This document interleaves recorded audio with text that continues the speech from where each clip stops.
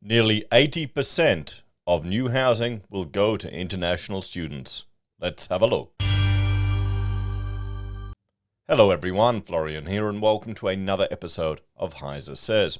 Grab your stein of coffee, because I'd like to have a talk about this article from news.com.au discussing, well, the demand for housing driven by international students. International students to absorb nearly 80% of new homes in Sydney by 2028, according to a report. And this is written by Frank Chung. So there you go, nearly 80%. I think it's 79%. Now, this is just more evidence of what I'm now calling the part of the pillars of the Aussie housing market. We will constantly see people in the media predicting a calamitous crash about to befall us in the housing sector here in Australia. Housing's overvalued. It's a huge bubble.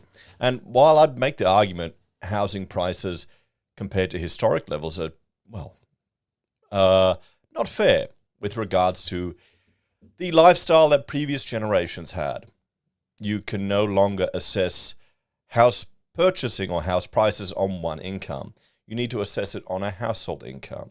So while in the 80s it may have been 4 times one income, now it's about 6 times a household income. So sure, it's gotten bad, it's gotten worse, but it's, not as bad as everyone likes to make out. And sadly, I think that the divide from those who are in property and those who are not is just going to be exacerbated. So let's have a look at these 9 pillars now. This is, hang on, let me find my mouse here. There we go. So the first one is we've got bad loans, but they're not as bad as people are suspecting or predicting. You've got non-performing loans. I need to update this, but we could see non-performing loans were going down.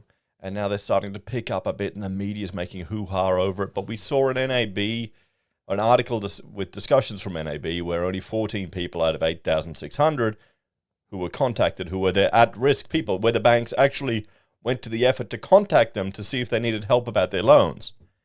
Now, let me know in the comments, when your bank contacts you, what do they contact you about? If you need help with your loans, or are they trying to sell you more shit? Because I get phone calls from the local bank trying to sell me business loans and all these things. So we can see there it's going down. Number 2, opening the gates. Migrants and students return. And that's what we're seeing here with this article referring to the demand of international students. Now, I'd argue this is a good thing for the type of people you want to come to Australia. There'd be a lot of countries envious of the immigration programs that we have here. You're getting people who are coming over for university educations who hopefully can speak a advanced level of English and can settle and make homes and families and build a future here. They're the people you want to get over here into Australia. A lot of European countries are very envious of what we have. So you've got to keep that in mind. I know all the international students who I was friends with at university. They studied here, and they settled here, and they made families here, and they built a life here in Australia with their kids. These are the people that you want. The ones that come over, become professional, and are nice and boring like the rest of us. But there you go. There's a big increase in migration. Now, while there are a lot of benefits to having migrants come over, population growth, your country grows, we have to appreciate that puts a burden on the infrastructure, so there needs to be development and growth allowed to accommodate this. So all the people, the not in my backyard crowd who are bitching and moaning, they don't want the little pristine suburb to change, need to really face reality and realize they're causing a lot of problems. The protesters who don't want dams or new power plants, they need to step out of the way. You can't have it both ways, guys. You need the infrastructure to keep in line with your population growth. And there's a video I did years ago now looking at our potable water capacity here in Australia and how it hasn't really kept up with our pop growth. So you can see here it's returning to normal. And this article is just focusing on one aspect of this, the international students returning. And don't think this is going to change because of the lobbying power that's out there. You've got 3, the construction apocalypse. I argue this is a pillar of the housing sector because it's going to, well, drive more demand for established houses, and it means that it's going to be more difficult for us to meet the supply needs. So prices are going to stay elevated. It'll be a supply and demand issue. Sadly, this playlist is now up to, I think, 70 or 80 videos, just looking at builders that are going under. Now, while we've been covering this and the media's discussions of this, you can see here companies that are going into, well, external administration. It went right down in 2021, but it's come right back up in 21-22. Remember, they allowed everyone to trade while insolvent. We've forgotten that. And I suspect that that's taken some time to work through the system. But the overall construction sector isn't getting smaller. What scares me and what I'm concerned about is that we're going to lose experience. And that's going to result in more defects and more dodgy builds. And everyone's favorite YouTuber, house inspector, is going to get even more content.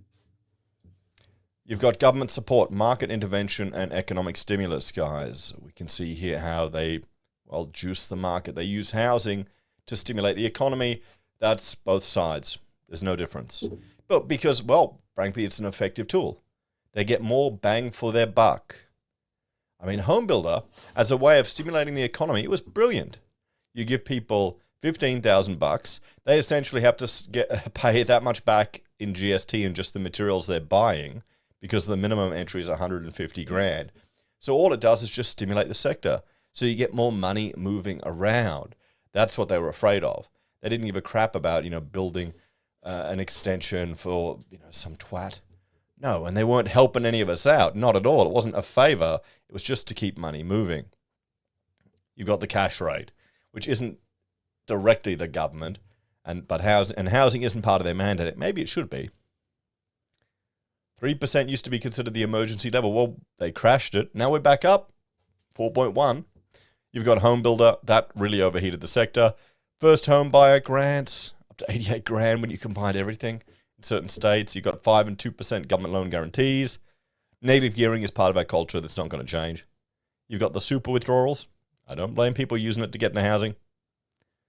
One thing that, has it fallen off the discussion at the moment? We are not hearing much about shared ownership, where the government comes in and partially owns your property.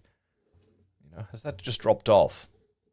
But you can see here the dwelling approvals shooting right up. So if we go to the next one, the zombie companies that were kept alive. Good old JobKeeper, the amount of people it employed, and then just reducing supply. Councils limiting supply, not in my backyard, saying one thing and then doing another. It's all optics. You've got market competition. 50% of Australians live in the blue areas on this map. Okay? So you've got Melbourne, Sydney, and Brisbane. 50% of Australians live in these 3 cities.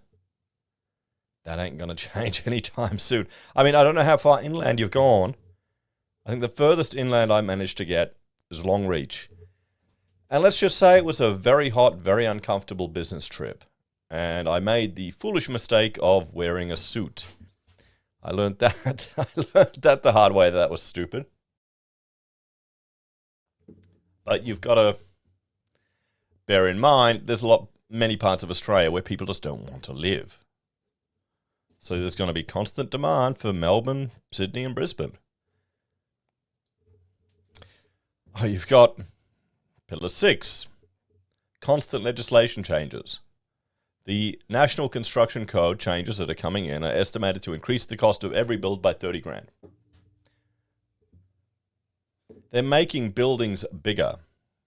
They're making them more accessible, which all sounds good, so people in wheelchairs can access any building, people can age in place. These things are, morally they sound fantastic, but you've got to understand you're increasing the square meterage of building. To achieve this, you're going to need wider corridors and bigger bathrooms. That's going to increase the cost. Now, for a first home buyer, for a house where a young family needs to start and may not need these modifications, that's going to be a cost that adds very little value to their occupants of the occupation of the house. And now that's been legislated. Different states are bringing it out at different times. I will do a deep dive in it. I've got some stuff from the Australian Building Codes Board we'll go through, but that is predicted to increase the costs, to add thousands of dollars to new builds. And that's not spin, that's reality. And this isn't the first time this will happen, and it's not going to be the last time. So you've got to remember, things are just getting more and more complicated, more and more costly. You've got number 7, APRA intervention. Now, this is one that we have to just keep in mind, that APRA will change the rules as necessary. We saw the government change the rules with regards to trading while insolvent, so APRA will, well, they'll ensure banks don't choke off credit and upset house prices further if necessary. Now, the banks are already doing that themselves. They're ignoring the 3% buffer that APRA wants them all to have for certain clients, and it makes perfect sense how the banks are doing it. Their business is managing risk. I trust them more than APRA, to be quite honest, in that regard. You know, if someone can save money by going to a lower loan, they may be blocked by these 3% rules, so it's a good move. Number 8 is family support. This is asking my viewers of the channel, all crusty old bastards that you are, like me, would you give money to a family member struggling with their mortgage to keep them in their house? 30% would as a gift, 36% would as a loan. And that's 1,200 people responded. Hey, that's enough for Finder to generate a title, make an article, and tell us all 40% of Australians are depending on credit cards. So here, 66% of HeiseSays viewers would either lend or give money to a family member struggling with their mortgage to keep them in their house. I don't think that's, well, I'm sure that's not consistent with all of Australia because we're all, financial gigachads on the channel, but you know what I mean. Number 9, the FOMO impact. What I'm calling here is, now, let's say 2021 is an example of the number of dwellings that were turned over. In that year, you had 600,000 dwellings. So let's say those 600,000, they're the ones that bought during the pandemic mania. They're the ones that are most likely at risk of having leveraged themselves too much and gotten into trouble. Now, one thing that we can be thankful for our government is when they do stupid things, they limit it. Then we're not as bad as America, where they were giving low doc loans to anyone. They were giving people loans based on their ethnicity. That was the only criteria, and that's insane, utterly insane. Here we had 2% government loans, 2% deposits. That's all you needed. That was to help people who were a single parent get into a house. Usually they've already had an established house before, and when everything falls apart, it gets sold, and it's a struggle to get back in. But it's probably a struggle to get the deposit to get back in. Meeting the repayments, well, never used to be as hard. And even now, for a modest house and normal loan, it shouldn't be that difficult. Now, let's say they're at risk. You're still talking, if they're the ones that went right to the edge, and now they can't meet their repayments because interest rates have gone up. We're looking 10,000 people or dwellings out of the 10.5 million in the country. How many of them do you think are going to be backed up by these people? So even if they all collapsed, all of a sudden we started seeing a flood of 10,000 dwellings across the entire country. That's equal to about a month's worth of building approvals. And it's a drop in the ocean compared to the total numbers. So this is the argument I'm making why I can't see a calamitous fall happening in our property sector that people are hoping for. And we jump over here and look at these articles here about international students to take up 80% of new homes in Sydney by 2028. Now you can get angry at that, going, oh, why are we bringing the internet? We need to cut migration, pause it. Okay, great. You can make that argument. It's not gonna carry much weight. There's too much political will to keep the status quo going. There's too many people. 2/3 of Australians either own a house or have one with a mortgage. There's too much political will to keep the status quo going. You saw at all of the recent elections all the freedom parties and the people who thought they were part of a cohesive political movement because there were a couple hundred people at a protest, got a dose of reality. Now, I honestly I'd make the argument this is just more evidence of my 9 pillars here, right here. It's not going to change. So you got to, based on that knowledge, make your decisions as such. So let's have a look at this. If anything, my argument would be we need to increase supply. If so much of it is going to international students, we need to increase the supply of housing. We need to make it easier to build, easier to develop, get out of the way of red tape. So, 4 out of 5 new homes built in Sydney over the next half decade will be needed to absorb an unprecedented international student wave, according to a new report blasting the federal government's unplanned population explosion. The research published by the APRA think tank on Monday found that over the 6 years to 2028, the country is set to face a net housing supply shortfall of 252,800 units, as a record 1.755 million new immigrants arrive, close to half of whom enter the country on a student visa. The May federal budget confirmed that nearly 2/3 of the more than 400,000 net new migrants in the 2023 financial year arrived on student visas, with a similar number predicted for 2024. Nationwide, international students are set to absorb 7 out of 10 new homes built until 2028, the IPA report claimed, with Sydney bearing the brunt, followed by Melbourne, where around half of newly supplied housing will be needed. Well, and a lot of this should be met by inner city apartment living, particularly for students who are coming over and studying. They don't need a domestic house in the suburbs. We need to densify parts of the city. We've still got parts in Brisbane, really close to the city, where it's detached houses. Utterly insane. And then you've got people protesting and complaining for any development. Our own Green senator here is protesting housing developments.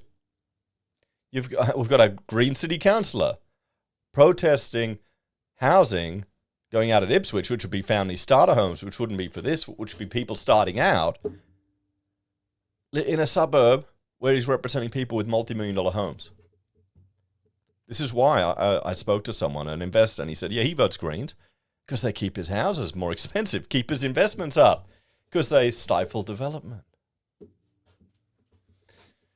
So, basically, every capital city is experiencing this problem to one degree or another, said IPA Deputy Executive Director Daniel Wild. And I would argue the local authorities need to make it easier to build. The problem is, if we overheat the market, we'll get the triangle of fail, like in Sydney, with all of the defects in the apartments. That's going to take decades, I'd say, to work its way out of the industry. We need to develop the skills again. I think they've been lost. That's my worry with the construction apocalypse. We'll lose knowledge. It's become a real red-hot issue in the media, plus a live political issue. There are a few Australians who are not impacted by this mass migration.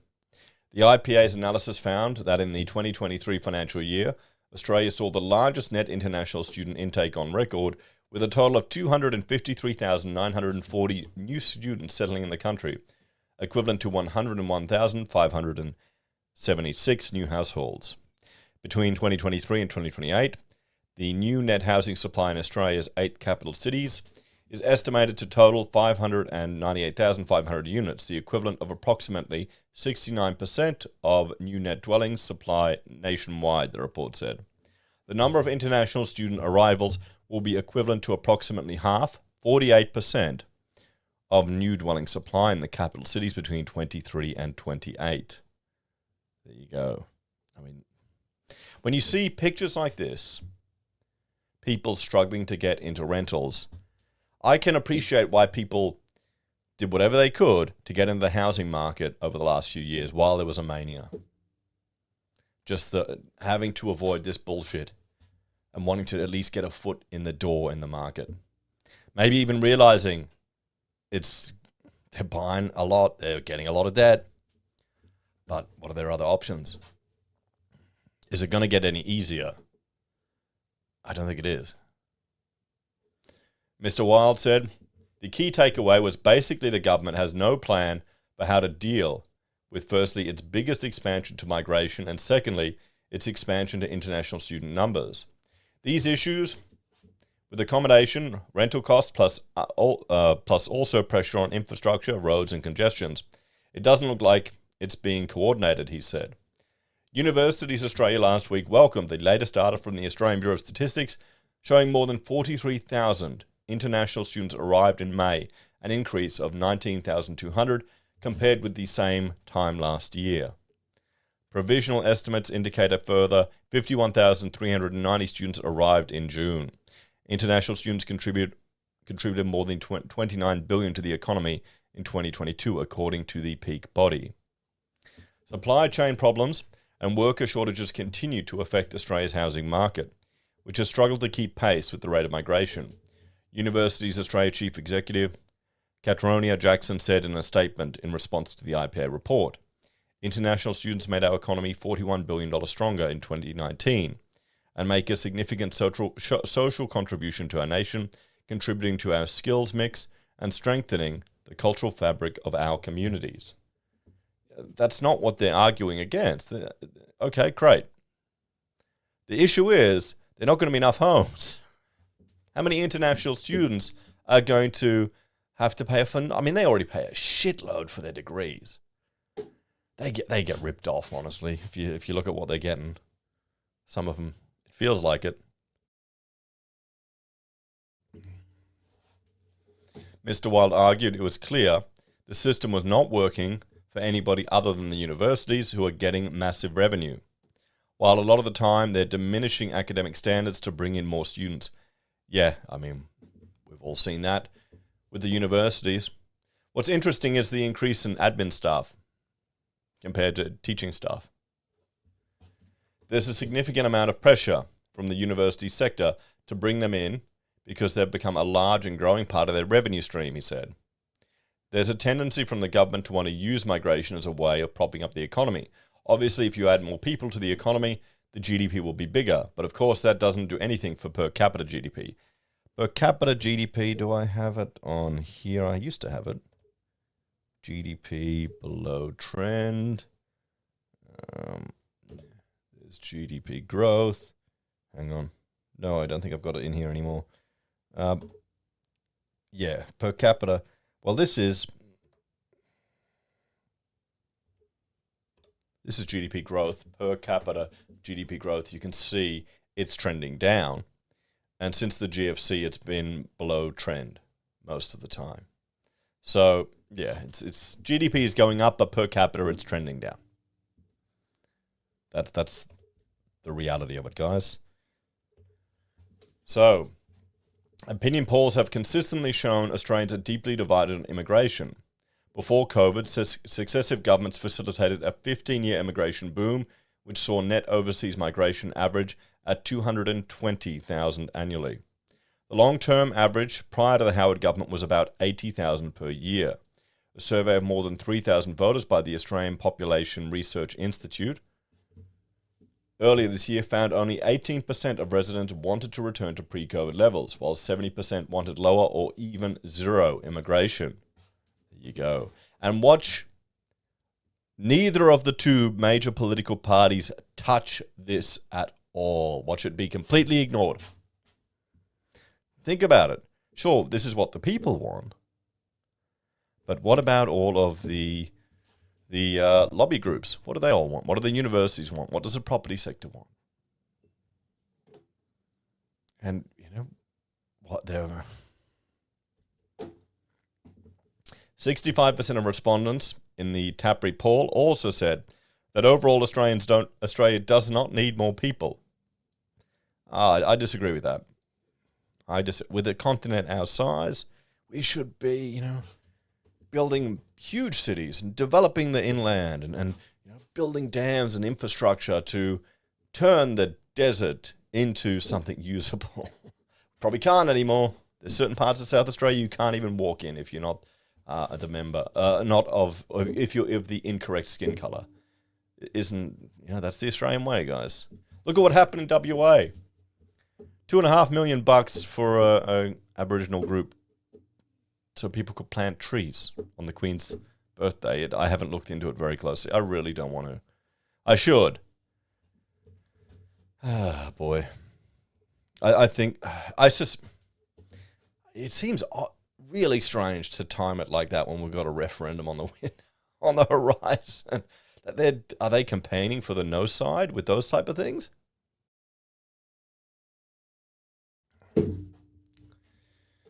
Congestion and overcrowding, pressure on hospitals, the effect on the environment, and increasing cost of housing were all strongly cited as reasons we don't need more people by survey respondents. It's one of those things where the political elites have basically decided we're going to do this, even if your typical person on the street does not see the benefit from it, Mr. Wild said. Yeah, but it's now well known that both Labor and Liberal will go with this, so vote for someone who doesn't. No, people won't. They won't. Okay? It's really not a right-wing issue. It's very much a mainstream issue. If you talk to people in the outer suburbs, they'll tell you about the congestion, schools, trouble they're picking up kids from daycare, just the hassle of day-to-day life seems to be getting worse. These costs are being pushed onto everyday families who aren't really being consulted on the matter. At the same time, the students themselves often find themselves facing hardship, stung by cost of living pressures and the rental crisis. Several Chinese students told the ABC recently they'd been misled about coming to Australia, with one saying she could not sleep and had constant anxiety about not having a place to stay. The point of the research is not to criticise the students themselves who are trying to get ahead in their lives, Mr. Wild said. The problem is they're sold a particular idea of what Australian life is going to be like and find it quite difficult. Outspoken tech entrepreneur Matt Barry, chief executive of Freelancer, slammed Australia's immigration Ponzi in a scathing speech in May, and we looked at that, in which he took particular aim at the education sector. There are 620,000 students in Australia, equivalent to the population of Canberra, Darwin and Alice Springs, he told the Sydney Morning Herald's Sydney 2050 Summit. 45% are studying higher education, 25% vocations, 17% English, almost 40% are in New South Wales. By 2025, there'll be 940,000, and Sydney will host a Canberra. If that sounds weird, in 22, 573,000 student visas were issued by Australia. The United States issued 414,000. I remember talking to lecturers at university, and they were saying Australia's the poor man's United States. That's where you end up here if you can't get into the unis of the US. Where's the lie? Home Affairs Minister Claire O'Neill told the National Press Club in April that Australia faces genuine and significant challenges providing safe, affordable housing, but insists these problems are not caused by migrants. Shadow Immigration Minister Dan Tehan and Opposition Leader Peter Dutton have in recent months attacked the Albanese government's immigration intake as unplanned, despite the coalition kicking off the Big Australia policy in the early 2000s. Responding to Mr. Dutton in May, Treasurer Jim Chalmers accused the coalition of playing the usual divisive and dishonest politics when it comes to population. It's not a government policy, it's not a government target, and it is less cumulatively than it had been on their own forecast a couple of years ago in their budget, if their budget had eventuated, Dr. Chalmers said. So there we go. So let's have a talk about this. Here's, I would argue, the real reason this is happening. Because of our population growth, our birth rate. People aren't having enough children. You need to ensure you have an adequate tax base, a young enough population to work, to maintain all of the luxuries like the hospitals, the aged care centres and the education, all of these things. To maintain them, you need adequate population. To maintain the government's debt, you need a tax-paying workforce. And since, Australians are not drinking too much soy and not having any kids, I guess this is the solution. I don't think it's going to change. I don't think the bureaucrats in the public works I don't think they want it to change. I don't think either of the major political parties want it to change. That's how it is. So you've got to deal with it, guys. I would suggest to address housing, we need to make it easier to build. Much easier to build. But again, that's a long-term solution. There's no fast solutions to this. The problem is you've got 500,000 people rocking up a year. We are going to struggle to meet that demand. So, with that in mind, what does that do to house prices? You tell me. Anyway, guys, thank you all for watching. Like, share, and subscribe to the channel. Check out HeiseBim or Heise Does for other content I create. And if you're a fan and enjoy my videos, you can support us on YouTube or Patreon, use our referral links, buy our pocket squares, or call me if you need an architect. Take care. Have a great day. I'll see you next time. Bye for now.